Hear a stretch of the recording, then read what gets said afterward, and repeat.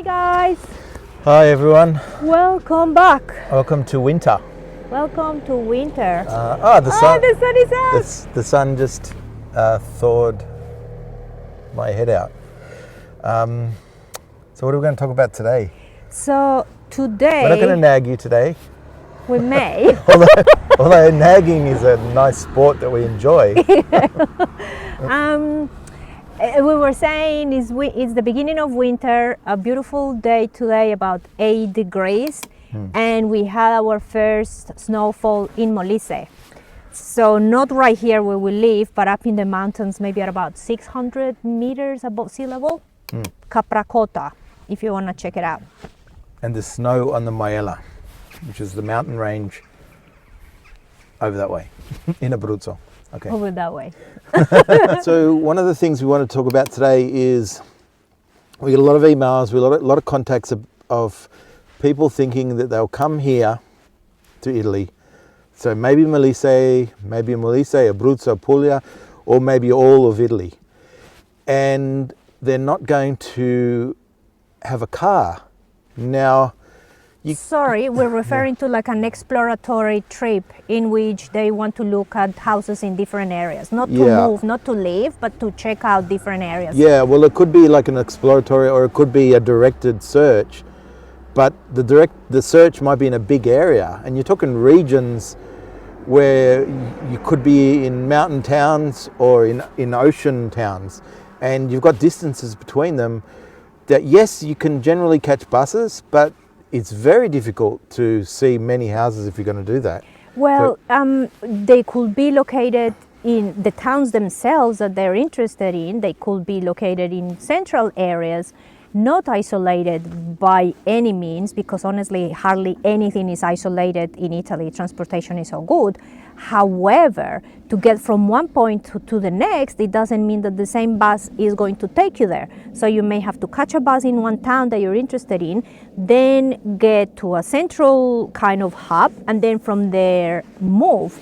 And you have restricted time to do these things. Yeah, you might not be able to do that in one day. So you might be able to go from Termoli to a small town in the mountains in the day and see a property, but you'll never be able to go from that small town to another small town in the same day, because you're going to have to go back to Termoli and then from Termoli to that, and then you've got to, when is the bus coming? Unless it's connected by the same bus route, which will be very lucky for you. Yeah, but that's an unusual thing. So what we're saying is, if you're thinking of coming here, really make sure that you have access to a car. So, I mean, of course, it's probably not going to be your own car. Could be a friend's car that you borrow or a rental car. Just have a look at what rentals there are. If you're coming to our area, if you're coming to Termoli, we recommend a place, the Hertz office. It's Hertz. Hertz office. They were very good to us. But in saying that, they also get super booked out, especially in summer. So you've got to book beforehand, or you know, you've got to do your homework. So in regards to that, we don't show houses. So I mean, we do show you the houses on the internet, on our YouTube channel. However, when people are interested in coming physically and touring a home, it is the responsibility of the realtor to show you the home. We don't show homes. Or the owner. Yeah. Or the owner to show you the home. And really, over are the days when a realtor will meet a potential buyer and drive them around to different houses. That has really stopped a long time ago.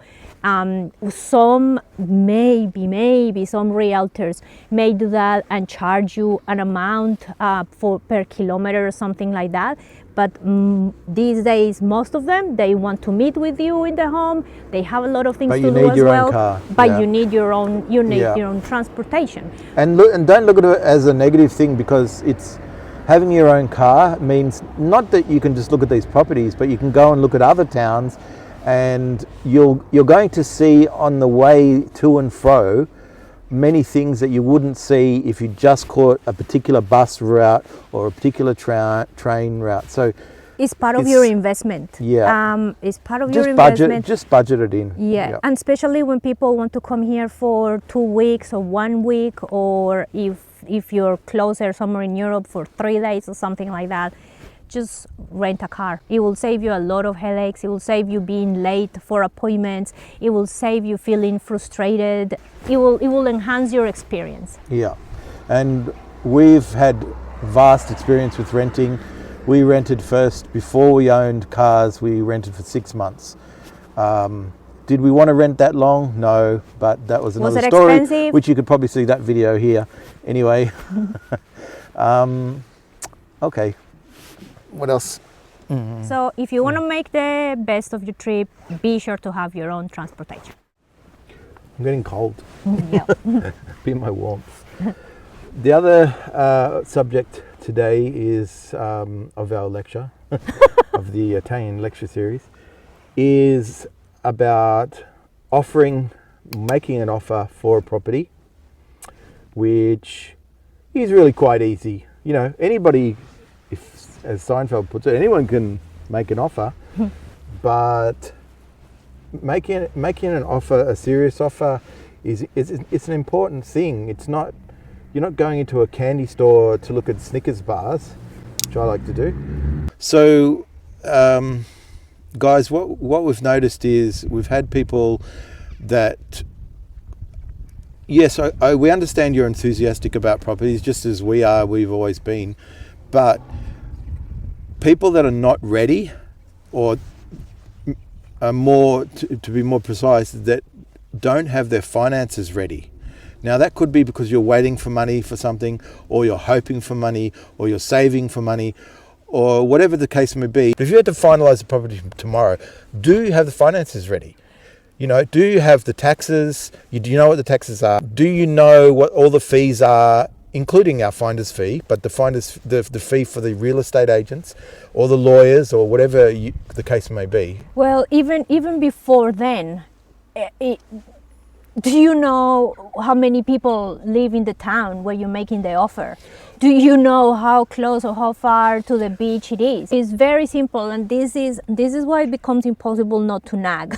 Because when people don't behave like adults and they just throw offers, like, I understand, like what Aden was saying, you can get excited about something, and if you're kind of there, maybe ask, will they accept such and such? And most likely the realtor will know where the seller is at, and they could give you an idea. They could say, yes, maybe, or not at all.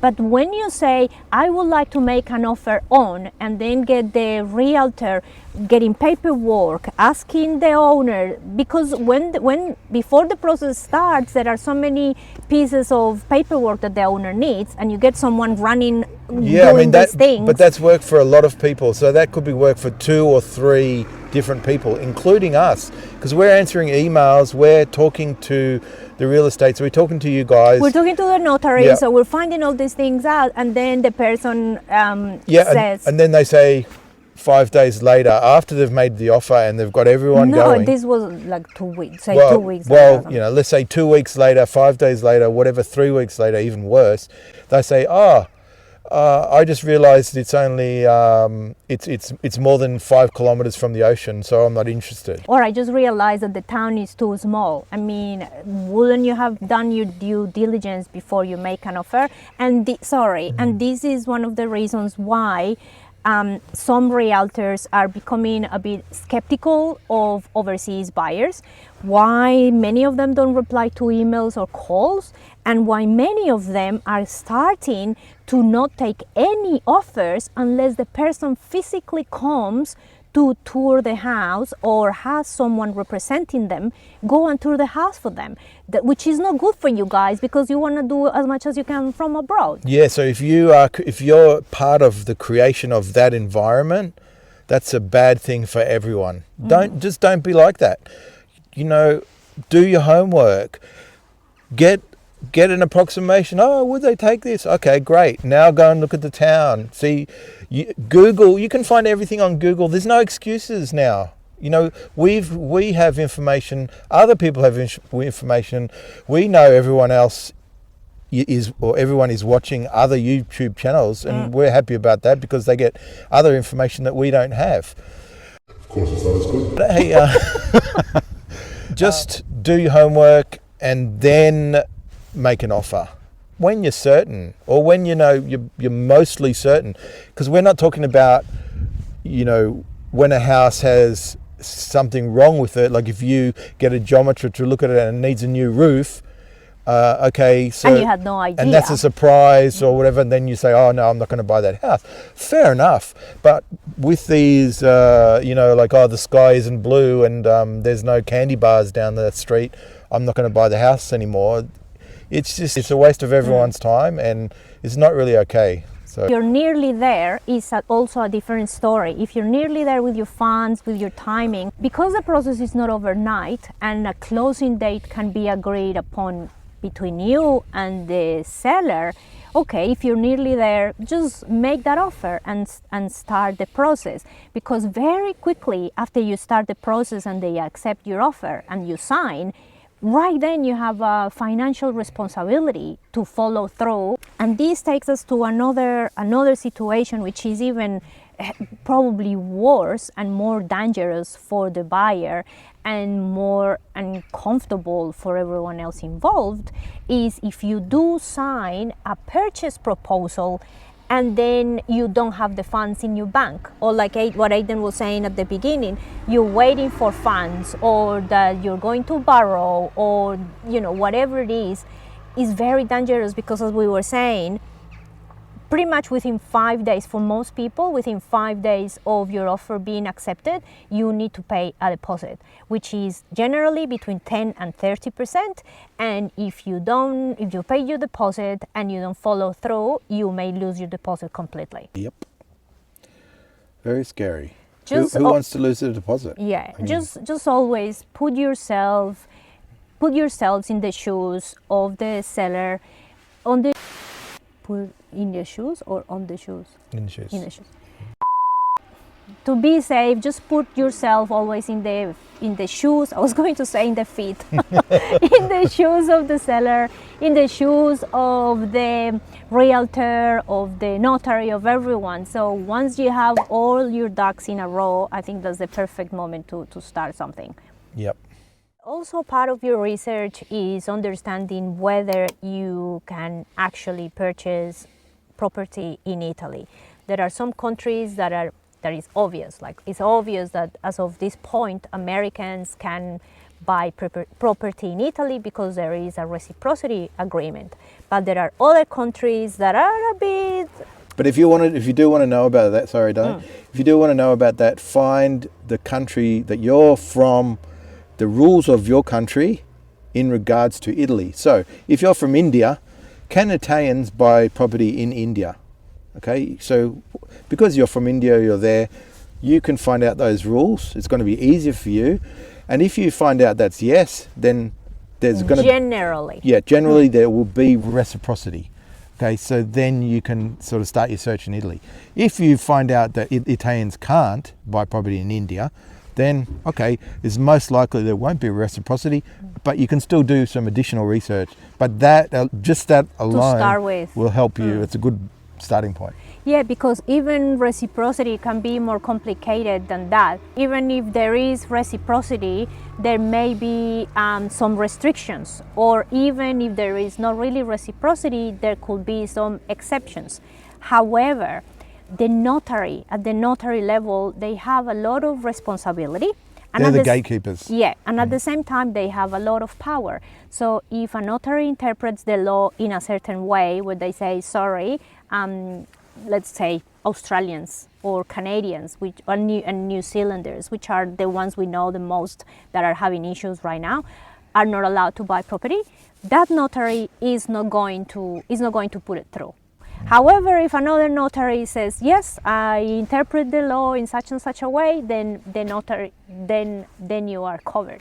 But what's tricky is to find those notaries, and that's when a lawyer becomes helpful. For example, in regards to Australia, there are problems with Australians buying in Italy, and if you go to just some random notary in Italy, there's a good chance that they're going to say no. And that could be 8 out of 10, 9 out of 10 that say no. That doesn't necessarily mean that you can't buy. It just means that you need a notary that understands the law in regards to that reciprocity of that country and Italy. So if Australians would come to us, then we have a lawyer that we can recommend. If you're Canadian, we also have a lawyer that we're talking to, which we could recommend. So, yeah, especially because at the point, by the time you get to the notary, you will have already signed your contract, you would have already paid the realtor, you would have already paid the deposit, and those fees are not refundable. So you want to find this out way beforehand. Okay, you guys, so it is lunchtime, it's cold enough. And the Nagathon is over. Hopefully you enjoyed it. Hopefully you missed us, because the last time we did a walking ahead. Jesus, what's with me today? A talking head video was back in January. So it's been nearly a year. Oh my God, this year has gone so fast. Incredible. Oh my God, honestly. Well, it's time for our break. Yeah. Anyway, lunch is coming up, and of course you can understand I need my lunch because I'm getting really skinny. Okay, guys, so thanks for listening, and we'll catch you on the next one. See you in the next one. Okay, ciao. Ciao. Bye.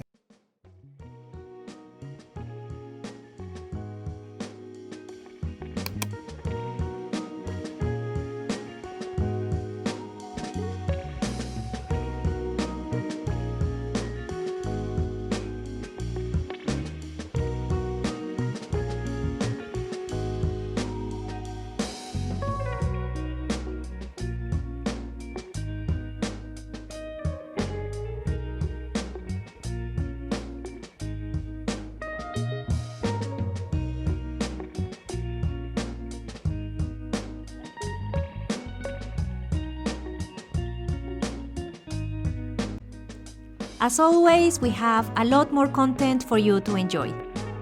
If you would like to continue your search for your Italian dream home, please click here. Also, remember to like, comment and subscribe. We'll see you next time. Ciao!